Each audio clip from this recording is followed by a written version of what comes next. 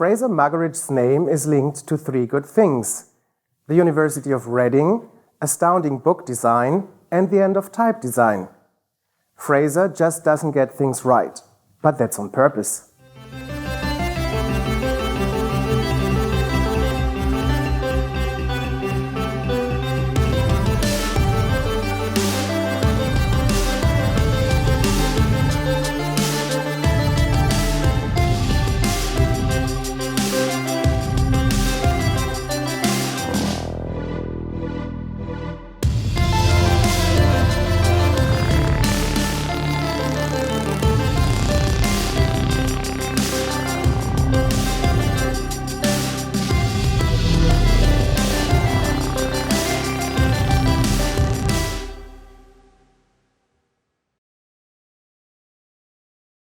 In a way, the future of design isn't what I'm doing.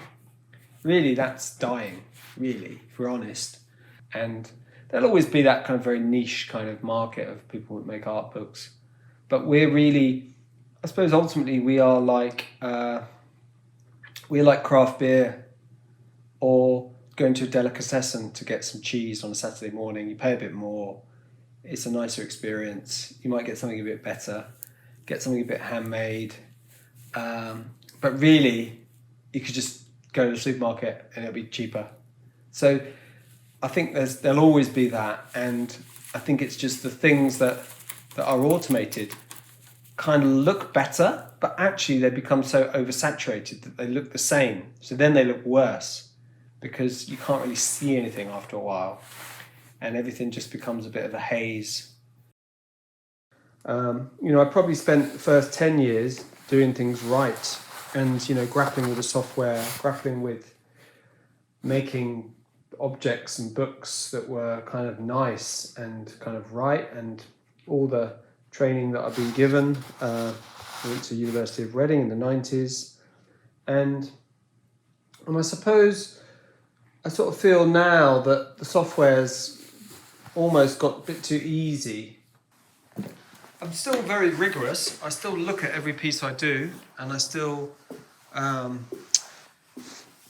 craft. I still look at line endings. I still look at the quality. But I'm also interested in this dynamic kind of effect by making things right and then making things wrong, and in a way, this kind of knowingly wrong. So I would use a free font in a right way, or I'd use a very well-designed font in a wrong way, or I would, I kind of want to bring about the hand, I want to bring about the craft, I want to bring about ways of sort of breaking the kind of auto InDesign settings that are there, which a lot of designers, don't even deviate from. So it's a kind of way of breaking out a little bit.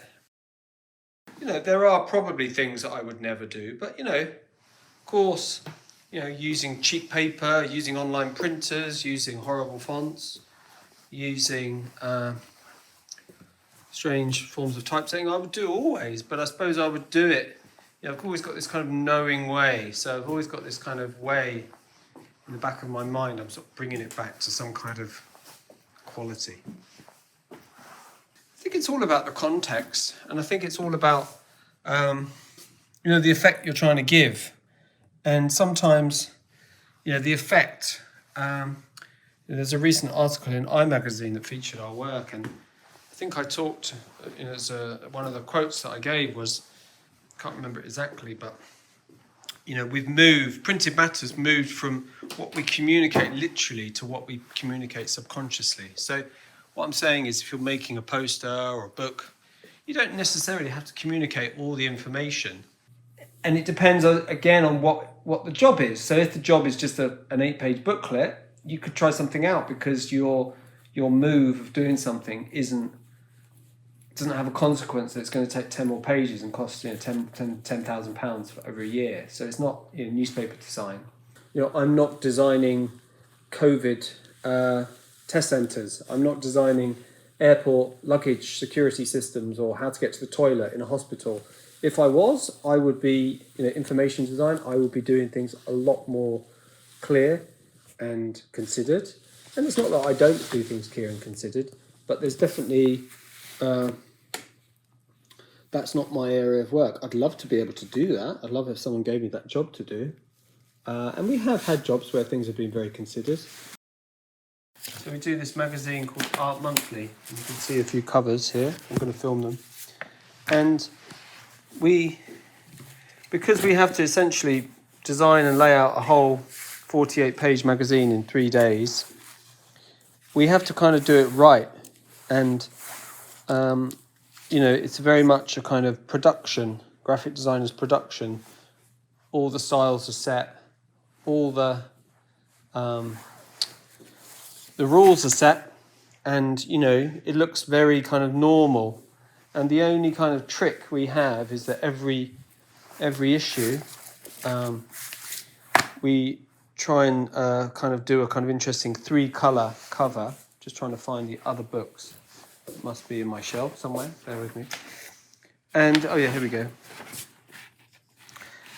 And then the only thing we actually do is each issue we change the pull quote. We changed the pull quote. I just realised I've been videoing vertically for 5 minutes. So each pull quote is a different pull quote each issue. And sometimes that might relate to the issue, and sometimes it might just relate to what we feel like. But we always change one font. So we're very straight in Art Monthly. But really, the majority of it is working with cultural institutions, working with artists, working with galleries and publishers to create publications that they use in the promotion of their artists. So in a way, it's very rare to actually get a brief, in my world. And if you do get one, it's usually just a kind of cobbled together marketing spiel that's just cut and pasted from various sites that doesn't really mean anything. So in a way, I'm sort of kind of free to try things out and to pursue an inquiry. Sometimes I describe doing a job for someone as I'm almost going to do nothing. I'm almost just going to literally try and be as invisible as possible. And, clients get freaked out because then they're like, well, what are we going to pay you then? We just do it ourselves. And but in doing nothing, there's actually lots of decisions to be made. So it's a kind of contradictory practice. It's actually both. And it's about knowing when to make these moves. But really, I suppose what I'm trying to do is I'm trying to be actively engaged in stuff. So if that involves, fiddling around with type or printing or historical stuff or from my collection or this form of risk, I try and kind of come up with an idea through doing it that then can become the idea. So that becomes the concept. Then it's there. So it's there in the work rather than imposing it on it. It doesn't always work like that, but there's lots of examples of our work that do that we're trying to find something. And it's not just about research. It's not about just going to some old building and looking in the archives, finding a font and digitalizing it. It's about trying to find the kind of clues and trying to find something that can build a story. So, for example, we're just doing a project on a big estate in the UK called Becontree, which is in East London, and it's a 100-year anniversary of its existence. And we were asked to, they're making a lot of projects this year. There's a big celebration, and it's called Becontree Forever. And many things from, doing up houses, to art projects, to making the library more visible, cultural stuff. My approach is, firstly, we're talking about what typeface to use. So, if you have a knowledge of history, it's not that I only use a typeface appropriate to that time and date, but that would be a starting point. So I'm going to look for a typeface that was maybe designed around 1921. And that would lead me to thinking about Edward Johnston, London Underground, 1916, I think. First kind of corporate design. Beckentry's in London, it's got a tube station, but it would be too much to use Johnston because it would be too London Underground. Solution is to use a typeface that's designed by Type by Foundry, which is actually Fred Schmeier's foundry, which is actually in Belgium, but it's called Edward. So it's a modern day take on Edward, which kind of mixes Gill and Johnson. And then, looking in the archives of Beckentry, because it's a 100-year project, they've obviously got an archive. I found a typeface that was used on the first kind of manual, which was super interesting, had these kind of splayed serifs. And I set about trying to find what that font was by asking type experts in the field, and then digitalizing that so that can become a unique font for them because it was used there. So that's the big B. Maybe you've seen it on our website.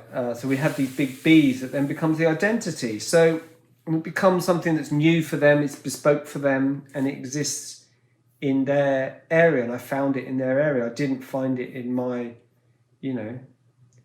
Swiss graphic design book. To me, history is important because it gives you a reason to do something. So it gives you a reason to use a font. It gives you a reason to do it like that. It gives you a reason to use that paper because there's a model for it. And that doesn't mean it has to look historical at all. But with letter forms, it's always about the association of what a letter form looks like. So there's always like an A is always going to look a bit like an A. So it's never going to look like a D because that would be a alphabet that no one would understand. So there has to be a certain element of history and historical precedent that comes into play when you're making a work. Otherwise, it doesn't mean anything. So design is a series of making decisions. So, like you say, you have to know, like, how do you know when that's the right decision? And I guess that comes through experience. But also sometimes you don't know, but you kind of make it the right decision through persisting with it. And sometimes it doesn't matter if it's the wrong decision because it's just a bit of design. Like, I'm definitely in that kind of camp as well. Like, sometimes it doesn't really matter.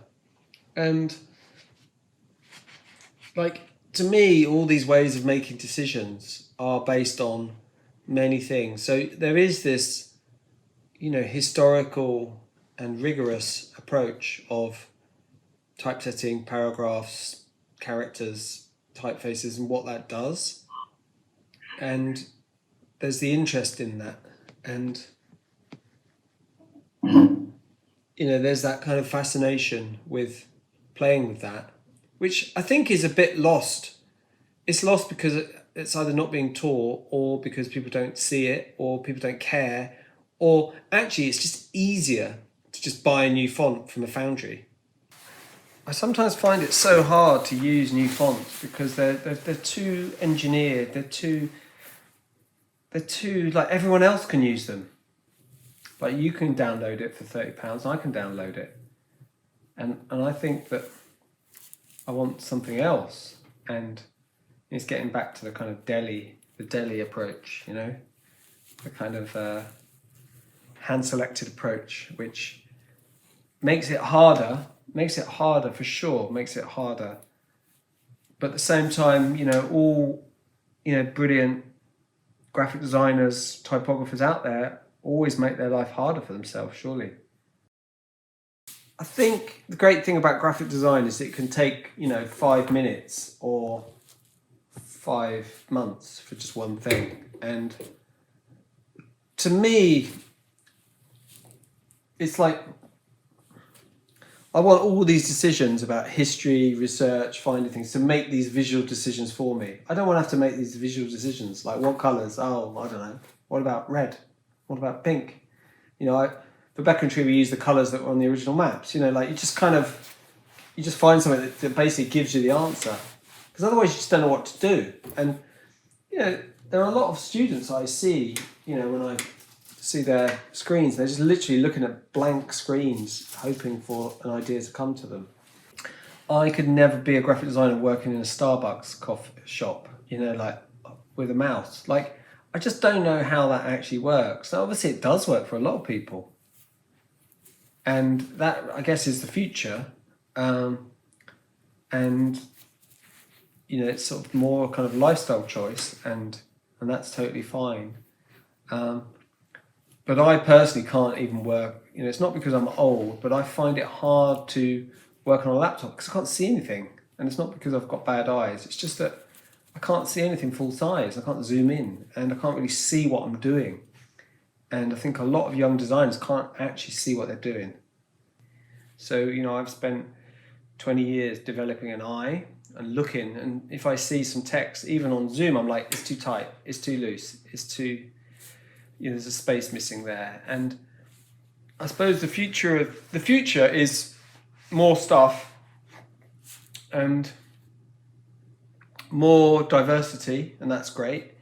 But the future, I guess, is really a kind of lowering of standards, and that's also fine because no one really cares. I'm not always anti. I think that I'm always just a little bit, like you said, a little bit off, a little bit wrong. And, you know, for example, I spend a lot of time, you know, like, is it lined up or is it not lined up? You know, is a box lined up to a caption? Or does that just look like a mistake? Or should it be lined up more? Or should it not be lined up? So it's always those questions all the time. But at the same time, I still would like that done on a kind of meticulous, rigorous efficiency. It's not that it's just a joke, my work. But I think if it can have some kind of clever, you know, a lot of the work is like an in-joke. It's just like my joke that no one gets. And, you know, why we've done it like that or why it's arranged like that. And sometimes people might get a different meaning from that. And, you know, that's, you know, I'm always interested in this kind of multiple meanings. So someone might see it like this or like that, and then I actually did it because of that. You know, I suppose I think I'm almost conventional because I always think that clients think they're going to get a product at the end of it. Like, I never give up. I never quit. I always deliver. So there's that trust. So it's not just like, oh, it's unpredictable. He just didn't get back to us ever and then just ended up becoming a heroin addict. You know, it's never that. It's actually just like, you might be on a bit of a weird journey. You might go around the houses a bit, but you'll end up with something. And that will answer, that'll be useful for you. And it might be a little bit risky and it might be a bit wrong, but ultimately you still end up with the product, you know, that you need, which you ultimately get paid for. So I'm very wary of that as well. I don't know what's next. It's, you know, more work, isn't it? That's what keeps us all going. More fun, more physicality, more engagement, more hands-on experience. I think that's what I want to do, rather than, you know, remote, which is difficult, but actually has its advantages. Like us talking now.